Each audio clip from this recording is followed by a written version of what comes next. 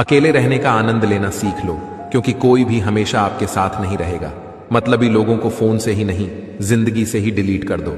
चाहे घर के अंदर जी भर के रो लो, लेकिन दरवाजा हमेशा हंसकर ही खोलना।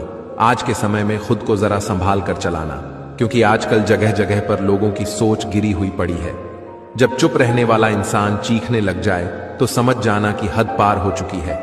वक्त और सांसें दौलत से भी ज्यादा कीमती होती हैं। इस दुनिया में किसी भी इंसान की मदद करने के लिए धन की नहीं, बल्कि एक अच्छे मन की जरूरत होती है। हिसाब किताब सिर्फ ऊपर वाले ने ही सही लगाया। सबको खाली हाथ भेजा और खाली हाथ बुलाया।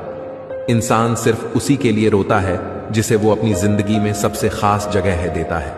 यादें उनकी ही आती हैं जिनसे कोई ताल्लुक हो। हर शख्स मोहब्बत की नजर से देखा नहीं जाता। चाहना गलत नहीं है, चाहकर छोड़ देना गलत है। इंसान को इंसान से दूर करने वाली सबसे पहली चीज जुबान है और दूसरी चीज पैसा है। दुनिया में सबसे खुश लोग वो हैं जो यह जान चुके हैं कि दूसरों से किसी भी प्रकार की उम्मीद करना बेकार है। दोस्तों,